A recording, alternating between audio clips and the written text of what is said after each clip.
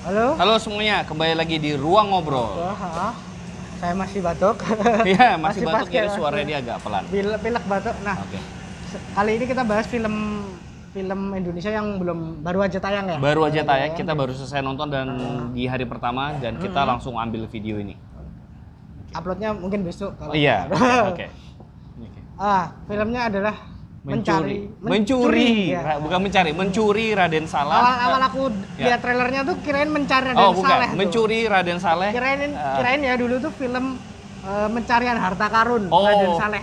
Kirain awalnya. Oke. Ternyata ini Adalah film heist. Ocean. Film heist yang Film heist itu film maling Iya, ya. film pencurian. Jadi film heist itu film heist yang kita jadikan referensi di sini adalah Ocean ya, Ocean 11, sama 12, apa 13. Karena kalau Fast Furious dijadikan film heist Bukan. agak jauh banget perbandingannya sama You Mencuri See Me, Raden Saleh. Nah, Tapi sebagai pengantar, jadi kalau kita membandingkan mencuri Raden Saleh dengan film-film heist yang pernah kita saksikan di film-film Hollywood, pertama ini jelas jauh banget dari Fast Furious yang konon katanya sekarang sudah menjadi film heist. Karena Fast Furious film intinya adalah balapan ada mobil. Now You See Me itu juga tidak, karena kan Now You See Me menggunakan elemen sulap. Tuh.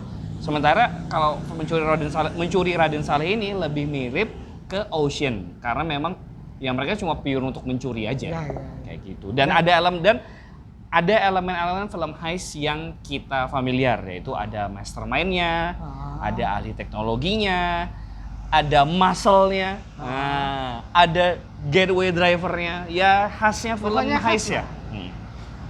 Nah, yang menarik kan adalah awalnya tidak diawali dengan heist, tapi awalnya itu cuma sekedar pemalsuan barang. Ya. Kemudian Pemalsuan lukisan. Ya pada Raden Saleh. By the way, Raden Saleh itu pelukis terkenal di Indonesia.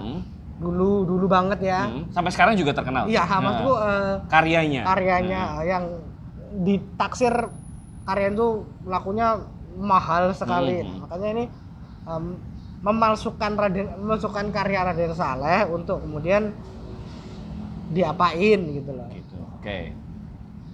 Mereka yang terlibat dalam heist ini bukanlah orang-orang yang master pada bidangnya. Betul. Dalam artian mereka tidak dimaksudkan untuk maling. Iya, maksudnya mereka tetap ahli, expert di bidangnya masing-masing, tapi kalian itu memang tidak ditujukan untuk mencuri, gitu. Jadi mentah. Jadi akan kegagalan itu bisa dipahami karena mereka memang bukan, agak berbeda sama yang di film-film heist pada umumnya, yang mereka udah emang jago, berniat mencuri. Mereka mencuri karena butuh keadaan. Iya, karena butuh. Makanya keterpaksaan. Dan itu juga kemudian bisa yang membedakan dengan film-film heist yang kita familiar. Kalau yang lain itu adalah para pencuri profesional, mereka ini hanya profesional di bidang masing-masing yang kebetulan harus mencuri karena tuntutan keadaan. Kayak gitu. Makanya elemen heistnya sebenarnya tidak terlalu mewah di sini, tidak terlalu megah.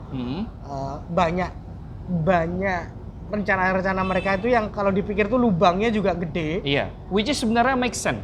Karena tokoh-tokoh ini memang tokoh-tokoh anak muda yang minim pengalaman, dan sekali lagi seperti yang aku bilang, yang mereka ini cuma berpengalaman di bidang mereka aslinya aja, bukan di bidang curi-mencuri.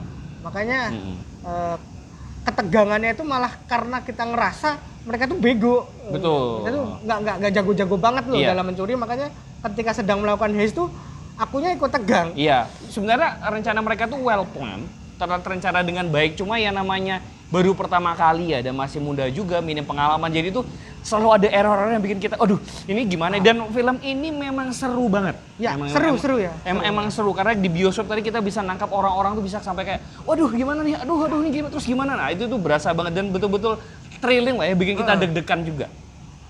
Cukup dapat deg-degannya soal film heist tuh cukup dapat. Karena kita nggak yakin kalau mereka itu bisa berhasil. Betul. Ya kayak aku bilang tadi, dengan pengalaman mereka kayak gini, kita nggak yakin cukup berhasil. Nah, itu dia sih. Nah, yang kemudian highlight kedua yang menarik banget itu adalah aktornya. Oke. Aktornya itu kan bener-bener diisi aktor muda kawakan Indonesia. Betul. Jadi ada filmnya tuh berasa seperti ajang pamer nih generasi muda nih. Betul, generasi muda. Sebenarnya talenta-talenta muda di Indonesia itu ya banyak yang main film, cuma kan jarang kan yang ensemble-nya itu full anak muda. Kalau ini ya betul-betul full anak muda. 6 ensemble cast-nya itu. Nah, 6 pencuri ini, burglar ini semuanya anak muda. At least 4 darinya kita bisa langsung notice nih. Oh ini di sini, oh ini di sini, oh ini di sini. Yang 2 ini yang satu cuma notice di film Melakon di 90-an, yang satu aku malah nggak tahu tuh jadi siapa. Siapa? Yang mana? Yang Gofar. Lupa aku. Yang itu apa mesin. Oh iya, technician-nya itu tadi ya. Iya. Aku nggak ngerti deh, tapi yang lain seperti Angga, seperti Iqbal, kemudian Rahel Amanda. Satunya lagi siapa? Mbak Agni ya? Iya, Mbak Anggini Hak yang main di Wiro Sableng. Ada di KKN juga ya? KKN Iya, di KKN juga. Jadi memang bener-bener fresh ngelihatnya karena mereka beradu akting dengan sama anak muda dan agak bermain di peran yang terutama aku notisnya di Iqbal sama Angga ya. Iya. Di luar stereotip mereka. Oke. Angga terlihat sangat bersenang-senang menjadi seorang bad boy. Di sini. Bad boy dalam artian bukan yang ya bad boy konotasinya yang istilahnya suka godain cewek sana sini. Ya dia lebih ke bad boy ya anak bandel aja. Kerjaannya bandel aja. Si Iqbal juga terlihat beda dari peran-peran yang biasanya. Menarik juga karena Iqbal di sini tidak menjadi sosok yang kemudian digandrungi banyak cewek ya. Dia di sini tuh sebagai seorang anak muda yang penuh beban keluarga, penuh tanggung jawab, penuh tuntutan, dan kemudian ya sedang mencari jalan keluar lah atas permasalahan hidup. Jadi memang burdennya itu bebannya berasa banget sih. Kita bisa memelihat. Kalau boleh dibilang 2 karakter ini Iqbal sama Angga atau siapa tuh? Apa si Ucup sama si aku lupa. Kita lupa namanya. Atau siapa tuh. Nah, mereka memang benar-benar bisa dibilang casting utamanya di sini. Yang lain tuh ada untuk melengkapi mereka aja. Betul. Seperti Agni itu yang pacarnya si Iqbal, itu ada untuk menjadi emosional budgetnya si Iqbal. Kemudian bagus lah. Dan kita juga bisa memaklumi ya posisi kenapa mereka mereka berakhir di posisi mereka di tim pencuri ini. Kita juga cukup clear lah karena di awal itu mereka itu memang ya digambarkan sosok yang ahli di bidangnya masing-masing, yang punya masalah masing-masing yang istilahnya kenal satu sama lain sebelum kemudian akhirnya dikumpulkan jadi satu. Mereka juga udah bersinggungan satu sama lain. Kemudian ketika jadi satu berasa oke. Dan dari segi pengembangan karakter apa ya, kita bisa ngeliat dari awal sampai akhir gak ada bolongnya ya, semua dapat, semua kita bisa ngerti lah kenapa mereka. Kecuali si Tuk-Tuk aku. Tuk-Tuk bagian mana? Si pengemudi, drivernya.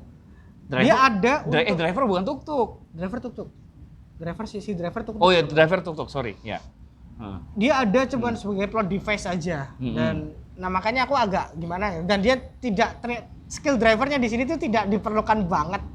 Ternyata. Oh iya benar karena dia di awal itu kan si Tuk-Tuk dan saudaranya itu digambarkan sebagai pasangan driver dan montir di balapan liar kayak gitu. Tapi ternyata di film ini skill driver itu nggak begitu kepake karena bukan nggak begitu kepake, malah tidak kepake sama sekali. Iya, karena ternyata lalu lintas lancar, macet, jadi sebenarnya tidak perlu kejar-kejaran. Tidak ada, tuk-tuknya itu tidak perlu, nggak ada. Sedikit kejar-kejaran langsung macet ya kan gimana? Ini namanya juga Jakarta ya. Iya.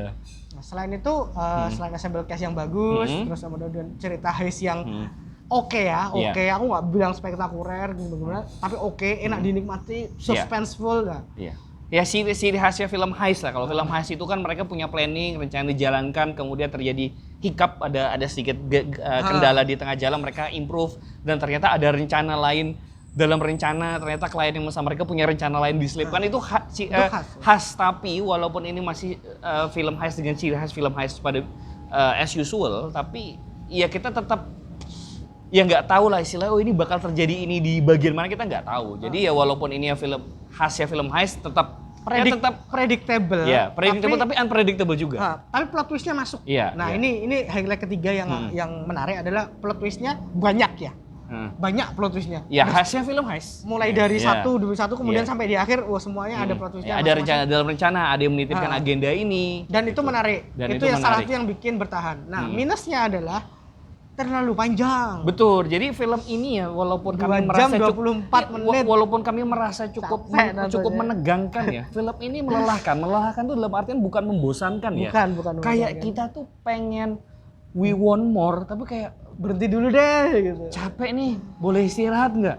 Tapi ya nggak bisa istirahat dong, namanya bioskop kayak gitu. Nah itu buatku, terutama itu terasa ketika, ini spoiler alert, terasa banget ketika aksi pencurian mereka yang pertama ternyata itu adalah rekayasa dan berhasil digagalkan. Dari situ kan mereka akhirnya nge-regroup terus merencanakan ulang. Nah di situ capek itu. Di situ tuh berasa udah kayak klimaksnya naik, turun, mereka bikin rencana lagi, terus naik lagi. Nah di bawah ini pas mereka lagi adem-adem mendingin kepala bikin rencana baru, itu tuh investasi emosinya kita udah capek. Walaupun ada gitu. Ada 1-2 plot twist yang diselipin di sana ya, tapi memang secara pembawaan moodnya udah. Iya. Dan dari di awal kami juga sebelum kami tag kami sempat ngobrol juga, katanya menurut Daris memang film sepanjang ini memang akan menjadi sedikit tidak melelahkan. Kalau seandainya dipecah menjadi mini series di 3 bagian, karena film ini bisa film ini punya 3 babak dan 3 itu kalau dipecah itu tuh bisa jadi nggak melelahkan. Bisa jadi enak semua. Tapi karena nontonnya sekali jalan 2 jam 24 menit loh, itu kan capek ya. Ini lama untuk sebuah film. Ya kalau ngomonginnya Lord of the Ring gitu oke lah ya. Untuk film yang sebenarnya tidak berat-berat amat. Untuk film yang tidak berat-berat amat. Nontonnya itu beneran berasa bukan boring ya, tapi capek, pengen berhenti dulu, pengen di-pause, kita ngopi-ngopi dulu bentar, kemudian lanjut. Pengennya gitu. Mungkin referensi perasaan yang bisa aku pakai untuk mewakili perasaan kami nonton film ini kayak nonton Endgame mungkin kali ya. Iya, Endgame juga seru sih, tapi kayak di tengah-tengah kayak capek. Aduh. Iya. capek tapi bukan bosan dan jelek ya, kayak mau naik beda sama Infinity War ya. Kita beda. Kalau mau naik itu tuh rasanya udah kayak aduh capek duluan nih gitu. Karena pada akhirnya Endgame juga nature-nya haste juga kan. Time heist. Makanya mungkin itu sih kelemahan. Film-film heist itu jangan terlalu panjang sih. Iya, jadi dan tek aja. Iya, dan menurutku pribadi kan film time heist itu film heist bukan time heist ya. Film heist itu kan triknya ada di bagian planning. Planning kan perlu ngobrol, perlu ekspresi, perlu penjelasan segala macam, dan itu kalau tidak, dan itu ngebangun karakter masing-masing. Itu ngebangun karakter masing-masing dan ngebangun rencana juga emang. Cuma kalau tidak dibawakan dengan baik itu tuh bisa cenderung bikin orang capek kayak gitu. Film ini memang tidak bikin itu sampai bosen. Nggak bosen, tapi memang melihat mereka harus regroup dan membuat rencana lagi tuh jadi kayak kita mau lihat rencana mereka next siapa tapi udah keburu. Kita kecapean aja. Tapi untungnya ya rasa capek itu kemudian terbayarkan. Terakhirnya payoff banget. Jadi ya predictable sih, tapi oke banget. Predictable-nya film heist. Tapi kita tetap predictable, tapi kita nggak tahu who, how, when, why itu tuh kita nggak tahu persisnya sampai kita bisa ngelihat. Nah, sampai kita nonton nanti sendiri. Pasti punya peran, tapi ngapain ya? Ya kayak ibaratnya kalau kita ngomongin. Sama ini ada sedikit kritik ke negara sih, tapi nanti tonton aja. Aku nggak mau ngomongin ya, karena bahaya juga ya. Soal siapa, dalang dan lain sebagainya. Kan ini anjir. Ini sih itu ya. Bukan ini personifikasi Pak itu ya. Ini. Ternyata itu enggak secara belatan bilang, cuman ini kayak campuran beberapa aktor politik kemudian digabung jadi satu. Oke. Dari posisinya antagonis mungkin kita bisa bilang. Antagonisnya di film ini ternyata punya kemiripan dengan beberapa orang yang dicampur. Menurutku. Oke. Begitu kata Daris tadi. Sama ini karena ini filmnya Visinema ya. Aku menarik melihat ada filosofi kopi yang nangkring di sana. Betul, ada logonya. Jadi Angga itu seakan bilang kalau kita tuh universe-nya sama loh. Iya. Universe filosofi kopi walaupun tidak bersinggungan, tapi kita nanti akan bisa berbagi dunia. Ini kan jadi memperlihatkan nanti tuh mungkin aktor-aktornya filosofi kopi bisa cameo ya di sini, atau aktornya ini bisa cameo di film-film lainnya yang punya Visinema. Itu mungkin ya menarik aku ngelihat itu. Tapi ya soalnya kalau ya ini kita melenceng sedikit ya, kita ngomongin soal film-film Visinema. Kalau Angga Dwi Mas Sasongko itu kan berkali-kali bilang bahwa mereka itu memang berusaha menciptakan IP yang bisa dikembangkan terus ya gitu. Enggak sampai kemudian jadi kayak Marvel yang jadi sapi perah. Jadi sih enggak, tapi ketika film itu dirilis dia solid, tapi dia juga punya peluang untuk kemudian dikembangkan jadi IP yang lain. Tapi tanpa tanpa pengembangan itu pun film yang berdiri sendiri ini udah cukup oke. Jadi mereka cuma menggali potensi dari sebuah film aja sih. Ini kritikanku pada film ini ya, film ini. Ada bagaimana Mencuri Raden Saleh itu memang seperti dipersiapkan untuk menjadi franchise. Sama seperti apa yang kita obrolkan waktu kita menonton Teka-Teki Tika. Jadi di Teka-Teki Tika kan di air film kita belajar bahwa ternyata ada organisasi yang cukup besar di belakang apa yang Tika lakukan itu, yang kemudian istilahnya punya yang mengemban tugas-tugas intelijen gitu. Dan ternyata Tika ini salah satu agen yang cukup terlatih, yang dia menyamar macam-macam kayak gitu. Kalau di sini tuh lebih ke ada plot hole yang tidak terjawab. Iya, dan itu disengaja. Menurutku disengaja, karena nanti akan terjawab kita akan mungkin bisa dapat prequel nih yang nyeritain bapaknya dan lain sebagainya. Tapi itu kan jadi apa ya? Aku agak capek sih sama film kayak gini. Kalau emang semuanya di set universe seperti DCU, seperti BCU, seperti MCU, tidak masalah karena kita udah tahu nih bakal kedepannya akan ada film-film. Tapi kemudian satu film tapi ada plot hole yang sengaja dibiarkan kosong untuk kemudian diisi di tempat lain. Aku agak bermasalah nih dengan itu karena kita jadi tidak bisa menikmati filmnya secara utuh. Dan bedanya dengan MCU DC tapi DC filmnya nggak ada rilis deh. Ya udah MCU sama Bumi Langit aja deh. Mereka kan memang bikin lubang. Karena mereka akan kasih tahu nggak apa-apa lubang, besok pasti ditambal kok. Iya. Kayak gitu. Plannya udah ada, udah diumumkan, ada plannya. Cuma masalahnya balik lagi ya, seperti yang aku ngomongin soal Teka-Teki Tika sebelumnya.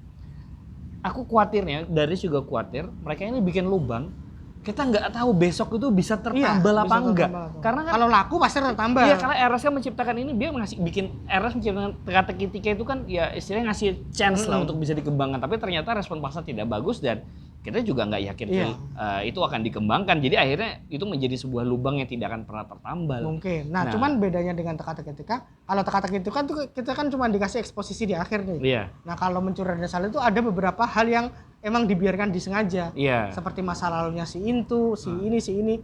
Yang emang tidak maksudnya kalau filmnya tuh berhenti di sini tuh sebenarnya tidak masalah gitu loh. Cuman kita craving more karena kita pengen ngerti ini apa. Betul. Gitu. Cuma ya itu kan agak teasing ya, agak nyebelin. Iya, teasing dan apa ya? Kayak sekali lagi kita juga nggak tahu kan lubang ini apakah beneran tertambal apa enggak. Bukan ditambal, tapi tertambal apa enggak kita nggak benar-benar tahu. Aku yakin dipersiapkan sih, tapi ya dipersiapkan, cuma apakah eventually tertambal itu kan ya aku bisa paham kritiknya dari jadi secara disengaja gitu, lubangnya tuh ditinggalkan. Iya. Karena filmnya tuh rapi. Nah, kalau ada lubang di sini-sini tuh kan agak ngerasa janggal ya. Apalagi lubangnya nanti tidak tertambal kan males kan. Karena Karena gini loh, buatku soal pengalaman menonton tuh, aku tuh selalu ingat katanya Jackie Chan di salah satu talk show tuh katanya, kalau kamu bikin filmnya ada lubang-lubangnya, kamu nggak bisa kan keluar bioskop terus bilang ke orang satu-satu nanti begini kok. Itu jadi apologi itu tuh nggak bisa. Orang keluar bioskop ya mereka akan selalu mengingat pengalaman mereka menonton yang pertama itu gitu loh. Dan balik lagi ke yang tadi kami obrolin, ya kalau ternyata lubang ini tidak akan tertambal, eventually ya ini akan menjadi pengalaman menonton yang berlubang, yang kurang lah. Nah, harapannya sih emang karena filmnya bagus ya, aku akan welcome terhadap semuanya. Apakah prequel, apakah sequel, atau spin-off, nanti aku akan welcome. Tapi ya maksudnya experience pas nonton ini tuh jadi ngerasa agak ngerjit loh ketika pas ending, wah ini nggak diceritain nih. Iya. Atau cuman sekilas saja gitu. Tapi aku senang film ini, selain filmnya menghibur dan menegangkan walau di tengah-tengah sempat melelahkan. Film ini ya juga ini sesuai dengan pesannya Dwi Mas Sasongko ya di wawancara-wawancara yang dia lakukan, dan aku juga sepakat ya, semoga film ini jadi pengantar penonton untuk lebih mau menggali sejarah Indonesia lewat lukisan Raden Saleh. Iya. Walaupun ya sejujurnya cuma segitu doang. Iya, tapi setidaknya itu untuk pengantar. Pengantar. Toh maksudnya kalau kita bicara budaya-budaya populer yang lain kan mereka ngasih sesuatu untuk kemudian orang gali lebih gitu. Kayak mungkin kalau misalnya di Jepang, di anime atau di film-film Jepang ya kita belajar soal budaya Jepang dari mana. Ya ini semoga jadi pengantar yang baik lah. Oke, gitu. Itu aja kali ya bahasan kita soal Mencuri Raden Saleh.